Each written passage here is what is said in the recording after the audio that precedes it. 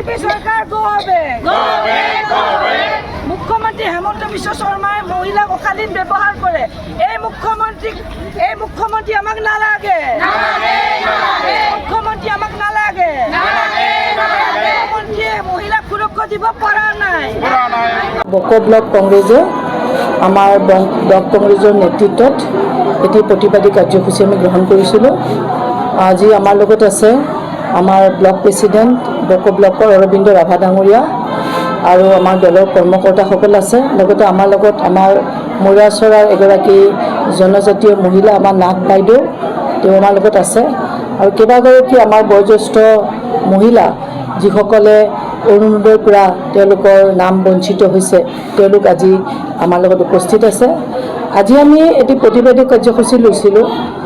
আমাৰ কাৰ্যসূচীৰ মূলতে উদ্দেশ্য এইটোৱে আছিল যে আমি বিভিন্ন সংবাদ মাধ্যমত ইলেক্ট্ৰনিক আৰু প্ৰিণ্ট মিডিয়াত আমি এটা বাতৰি দেখাব পালোঁ। এই বাতৰিটো হৈছে যে আমাৰ মৰিয়াচৰাৰ এগৰাকী জনজাতীয় মহিলা তেওঁ এটা কথা কৈছে সংবাদ মাধ্যমত ৰাজহুৱাভাৱে কৈছে যে মৰিয়াচৰা গাঁৱত অৰুণোদয় আঁচনি সম্পৰ্কে তেওঁ অৰুণোদয় আঁচনিটো পাবৰ কাৰণে তেওঁ সেই অঞ্চলৰে এজন বিজেপি দলৰ বুথ প্ৰেচিডেণ্ট তেওঁৰ নাম সূৰ্য বড়ো তেওঁৰ ওচৰত তেওঁক ৰিকুৱেষ্ট কৰিছিল যে অৰুণোদয়ত যাতে তেওঁৰ নামটো অন্তৰ্ভুক্ত কৰি দিয়ে আৰু প্ৰেক্টিকেলি মহিলাগৰাকীৰ পৰিয়ালটো অতি দৰিদ্ৰ যে এই যে তেওঁ ৰিকুৱেষ্ট কৰিলে সূৰ্য বড়ো ডাঙৰীয়াক বিজেপিৰ বুথ প্ৰেচিডেণ্টগৰাকীক তেখেতে এই মহিলাগৰাকীক এটা অশালীন প্ৰস্তাৱ দিলে। সূৰ্য বড়ো ডাঙৰীয়াই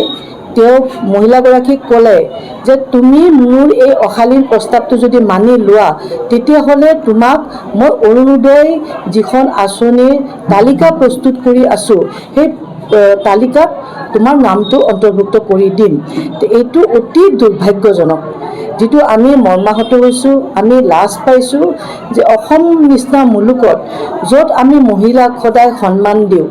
আগস্থান দিওঁ, বিশেষভাৱে জনজাতীয় মহিলাসকলক আমি সদায় সকলোকে শ্ৰদ্ধা ভক্তি কৰোঁ আৰু আজি এটা চৰকাৰী আঁচনি পাবলৈ কাৰণে এগৰাকী মহিলাক যদি বিজেপিৰ এজন বুথৰ সভাপতিয়ে এনেধৰণৰ যদি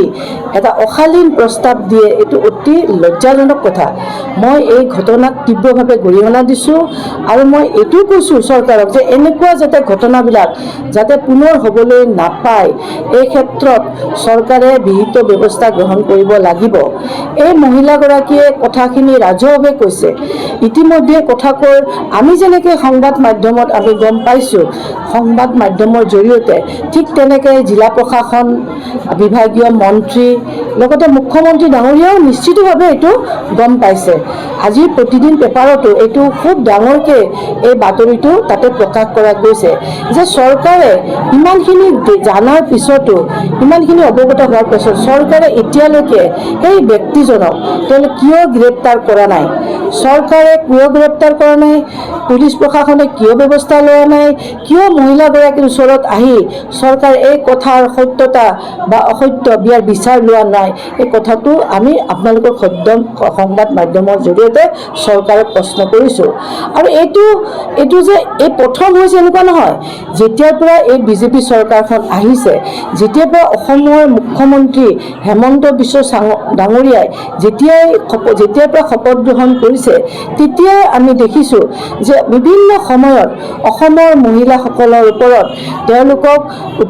বিভিন্ন অজুহাতত তেওঁলোকক অপমানিত কৰা হৈছে, তেওঁলোকক লজ্জিত কৰা হৈছে, তেওঁলোকৰ ওপৰত অশালীন বক্তব্য দাঙি ধৰা হৈছে।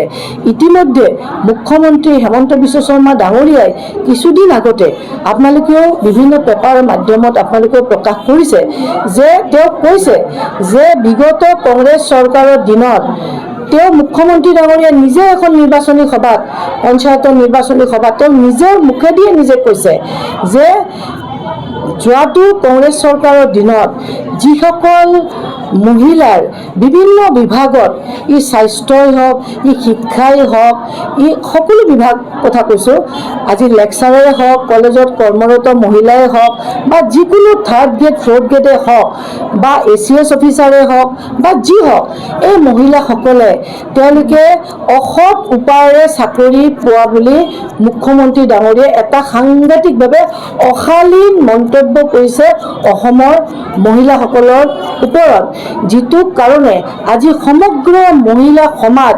লজ্জিত হৈছে অপমানিত হৈছে কাৰণ এই কথাবিলাক যেতিয়া বিভিন্ন মাধ্যমত প্ৰকাশ হৈছে সেই